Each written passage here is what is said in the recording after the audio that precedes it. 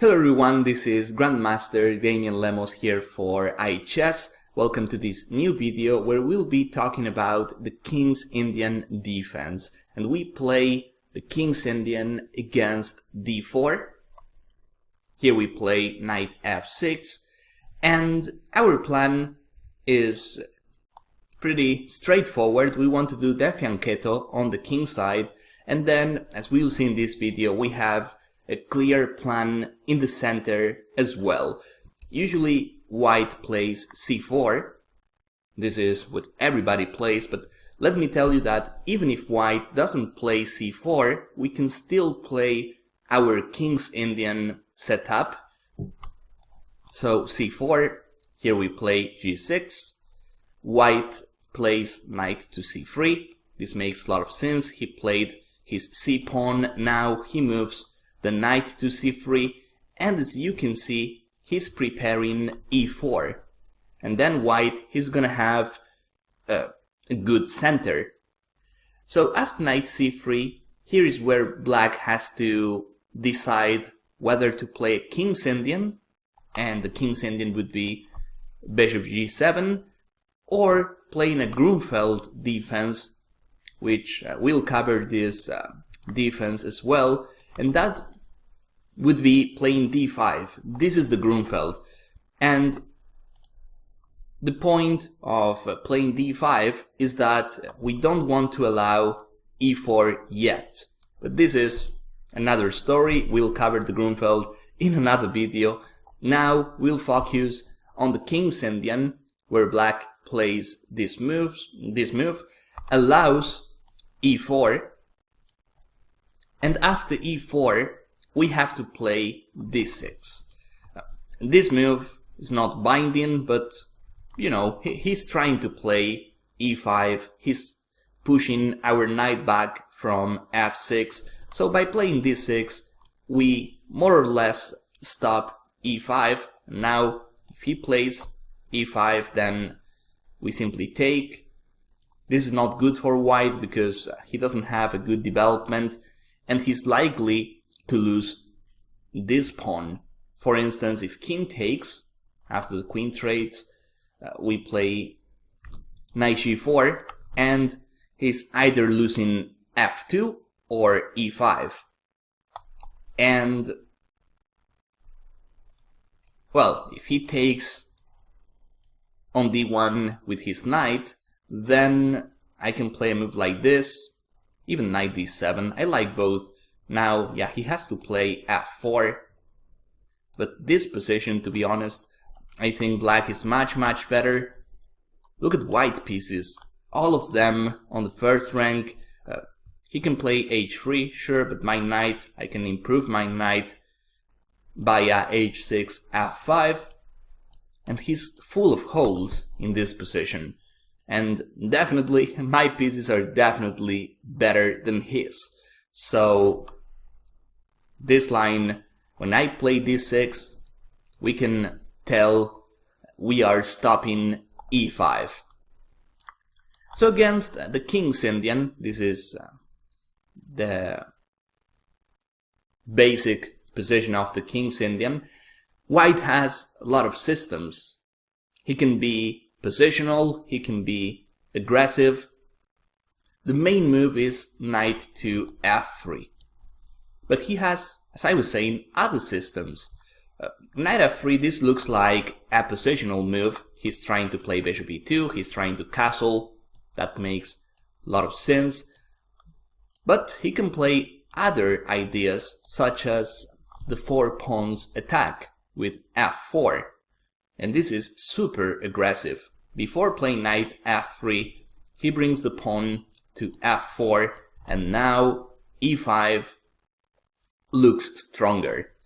With that said, no matter what white plays, we have to castle, we have to keep playing our solid setup, and what I like about the King's Indian is that we are flexible. Usually as black, we try playing for e5. That is our main goal in the King's Indian. But against the 4 pawns attack, that's not likely to happen because he's got lot of pieces guarding that square. So if you're not playing e5, we can also go for c5.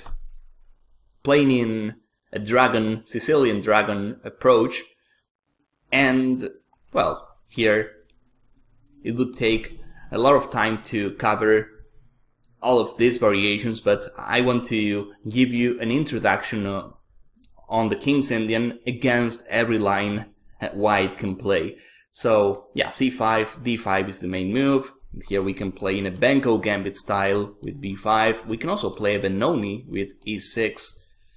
We have a lot of possibilities. And as I was saying, this is what I like about the King's Indian. You can play the King's Indian and then you can change the variation. You don't have to play the same variation every single game, and you can still play the same opening and your opponent cannot prepare against you because you'll change. I mean, this is what I'm trying to say. Against knight f3, well, one game you can play with c5, the other game you can try going for e5, you can play this. You have a lot of possible variations, and most of them are playable and good. Buying individual chess courses to add to your collection can get expensive, and waiting for the course or video you're looking for to go on sale can take weeks or even months. So, what's a chess enthusiast to do?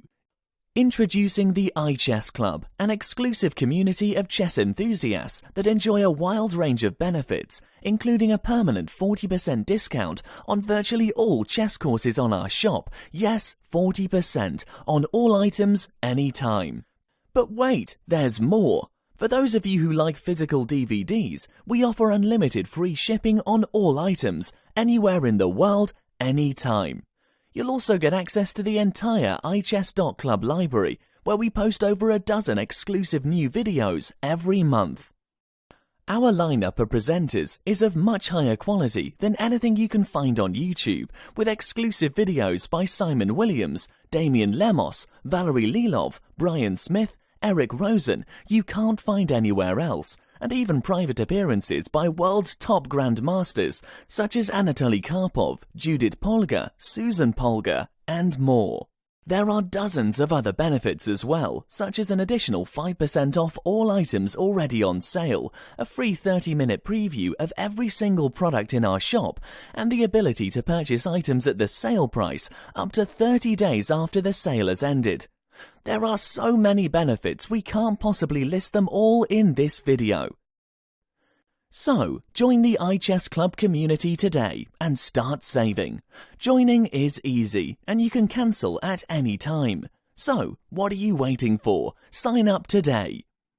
So, the 4 pawns attack is probably the most aggressive variation white has against the King's Indian, but there's another aggressive one, and you probably know this one, the Samish variation, the Samish attack with f3.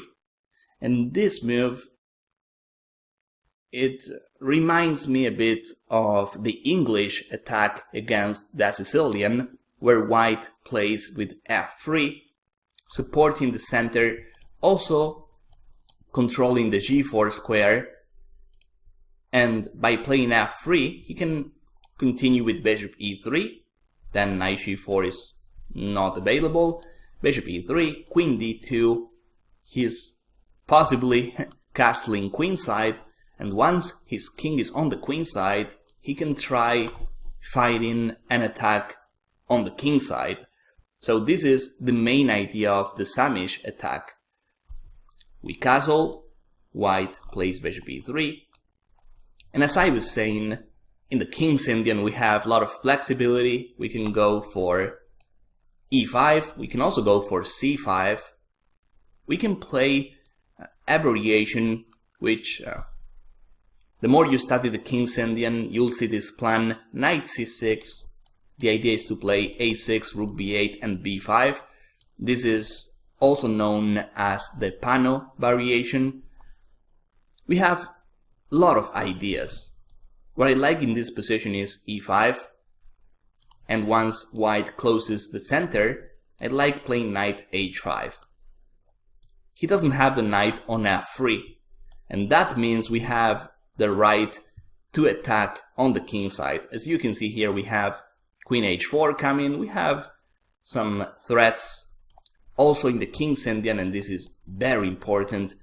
We want to, once the center is closed, we want to play f5, because the center is closed, and that means we have the right to attack on the king side. You'll see a lot of games where black plays in this fashion, moving the knight from f6, knight h5, or maybe knight e8 or knight d7, and then he plays f5. That is one of the main ideas black has in the King's Indian. So Samish also possible. There's another system which is h3. This is known as the Makogonov variation. And once we castle, he plays knight to h3, f3 I mean. h3 is the system's name, and h3 knight f3. And here again, as black, we can choose. We can try going for e5, we can try going for c5. Maybe we have other ideas as well, but usually it's e5 or c5. And now I'll explain a bit more about playing e5, because you're probably asking after e5 what happens, because it looks like we're losing a pawn. So let me explain a bit more about this e5 push.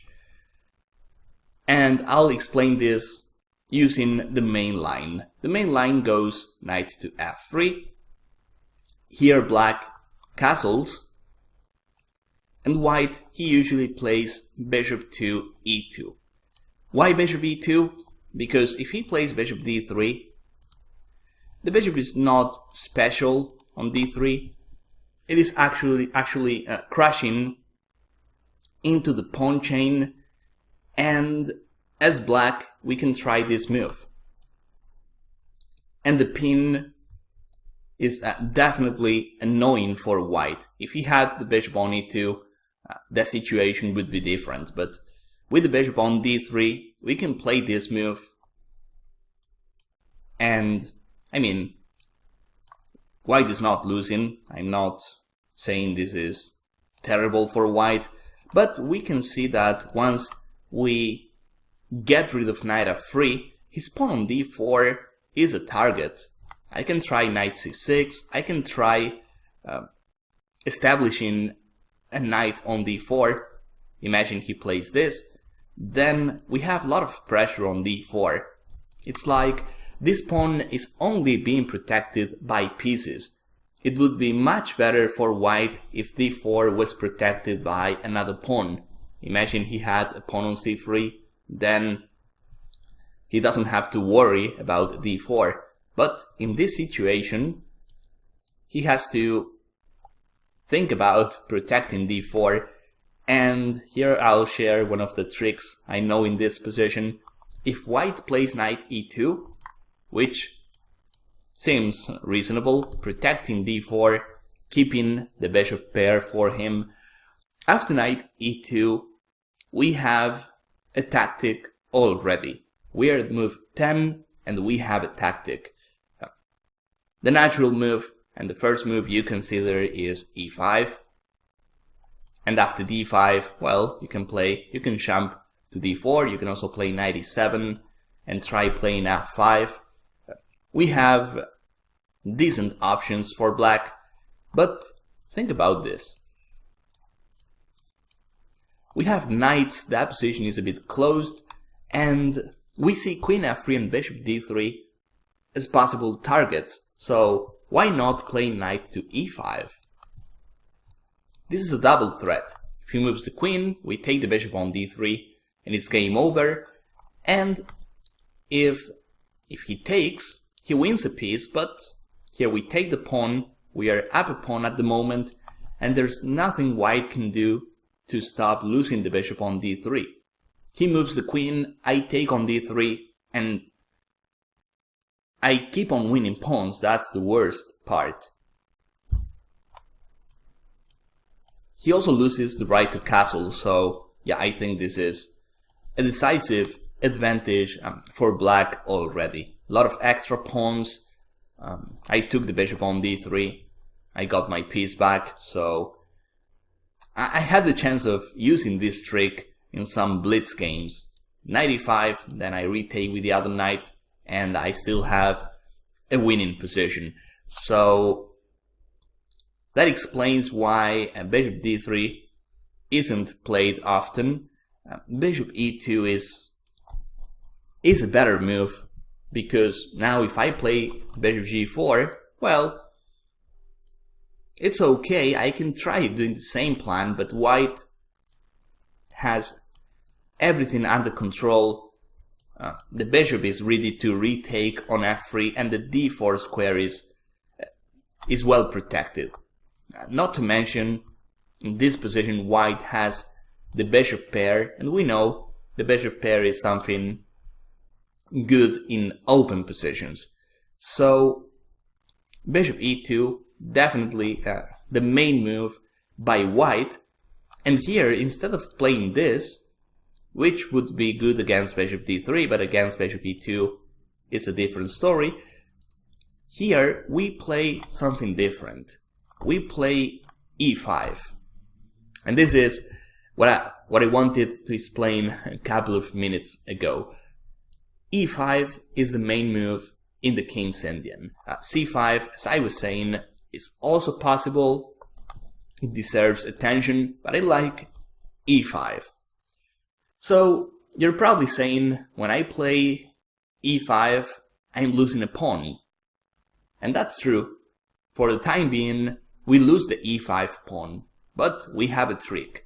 If white takes, which by the way this is called the exchange variation, I take.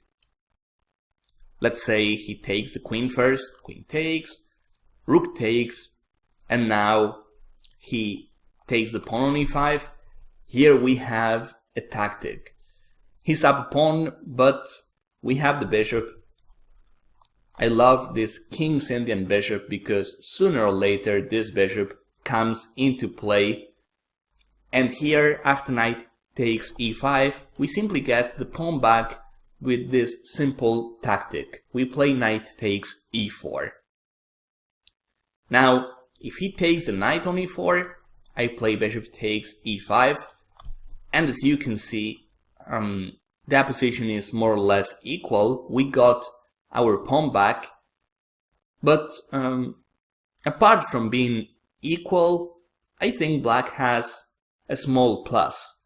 Why? Because our bishop is definitely good, his king is still in the center, and we can try using the d4 square. If we have a knight on d4, then I think we are talking about a slight or clear advantage for black, and there's nothing he can do to control the d4 square. He can try playing bishop e3.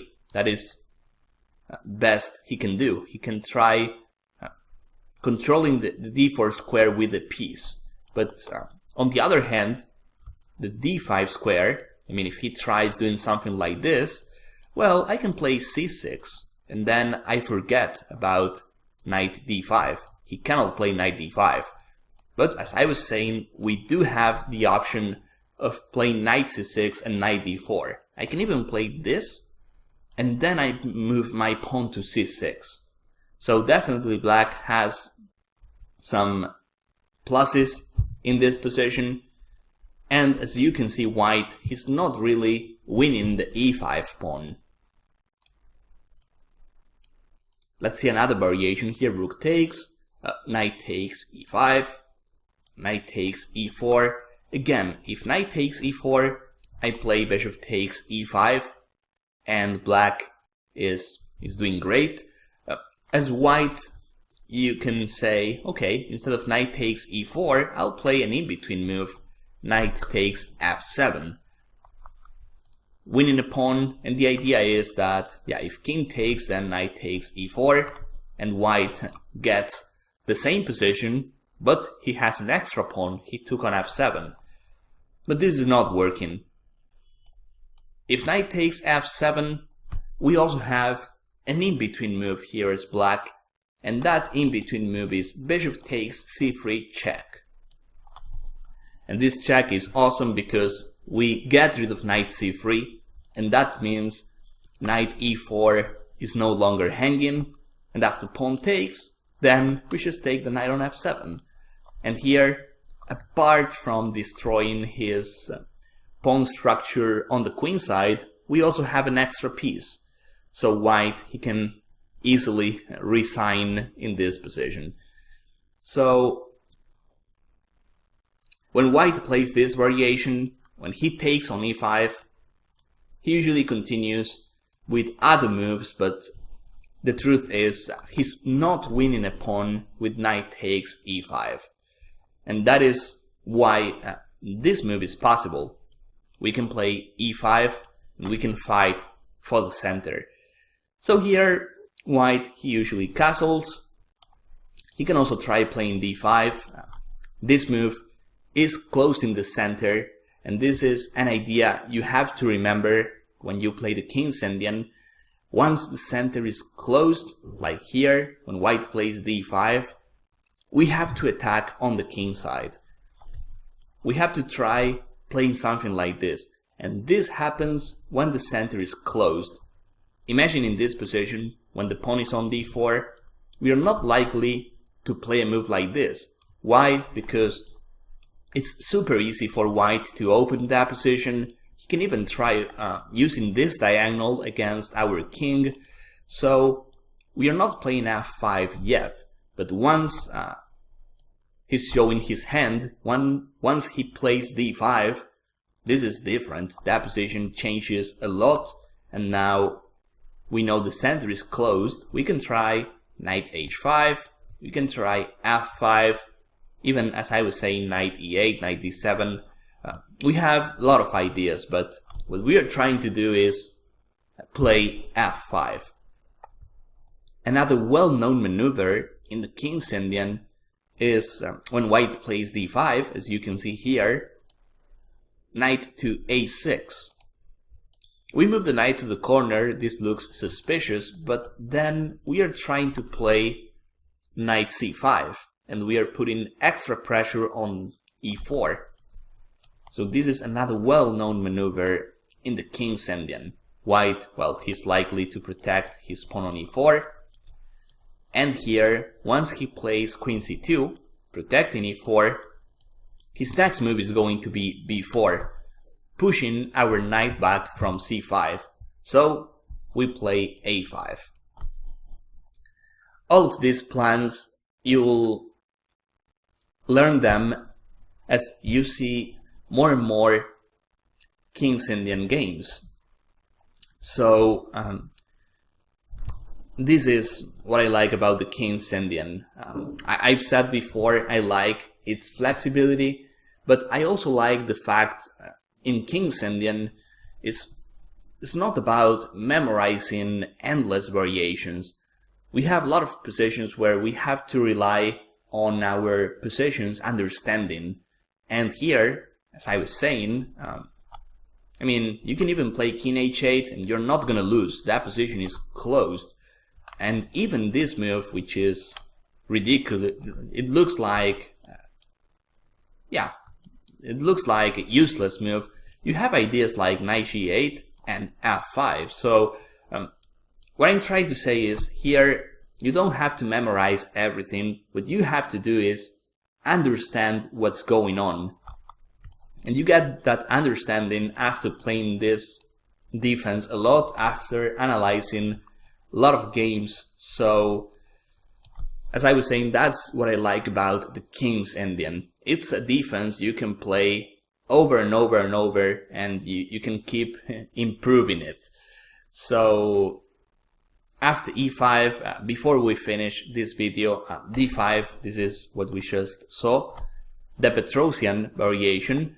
There's another line where white castles, and here our main move is knight to c6. We have others, such as taking on d4. Knight bd7 is another option, but knight c6 has a bonus because we are putting extra pressure on d4, and more or less white has to play d5 in this position, closing the center. Remember that once we close the center, we have the right to attack on the king side. So d5, I move my knight. Obviously, I have to move my knight, and then my next move is going to be knight d7 or knight h5 if I'm allowed, and then f5. Center closed, I go for f5. So, kingside castle, knight c6. Let me explain why white plays d5 here. As I was saying, we have some pressure on d4, and if white plays a nonsense move like a3, we have a tactic. And the tactic is e takes d4, knight takes d4, and as you can see, we have a lot of pieces targeting the d4 square. We can take the knight, sure, and then the queen on d4 is at risk. I mean, we can move our knight and queen d4 is going to be under attack, but we have a better variation after a3, which is taken, knight takes d4, and here we have a tactic, which is taking the pawn on e4. This is better than taking, instead of knight takes d4, we played this. And here we win a pawn, and white, there's nothing he can do to stop it. He just lost a pawn and he's not winning a piece. If he takes on e4, then we take our piece back with knight takes d4, and we keep the extra pawn. So here after knight takes e4, the most logical move is knight takes c6. And now we have to be careful. If we take the knight on c6, then sure, he takes on e4, and now he's got an extra piece. So after knight takes e4, knight takes c6, we take on c3 first. And this is a curious position where I still have the extra pawn. If he takes my knight, I take his knight as well. Have the extra pawn, his queen side is a mess, so clear advantage for black. And what else? If he takes my queen, I take his queen, and I keep the extra pawn. No matter what he does, black keeps the extra pawn. If knight takes b7, well, if rook takes d1, rook takes d8, that's easy. But if knight takes b7, well, I play knight takes b2. I continued like this mirror position. We are playing the same moves, but the good thing is I have the extra pawn, so that's all that matters. Well, it could be even worse for white, because at some point we'll break the asymmetrical position and he's got more pieces hanging. But yeah, if he plays maybe rook b1, okay, then I can play knight a4. This is hanging, knight c3 is coming, I still have the extra pawn. So as you can tell, this position is basically losing for white.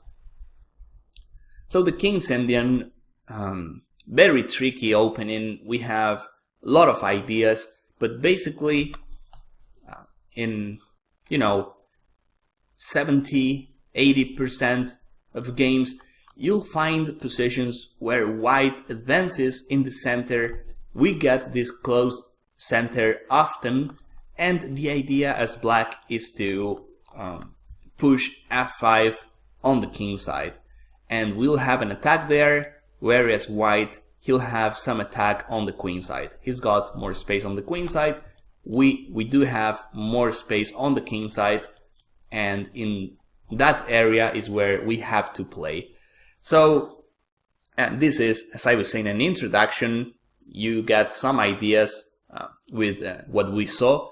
You have a link below the video. You have an article about the King's Indian. So I hope this was useful. I hope you could learn something. And of course, I want to see you guys in my next videos. Thank you.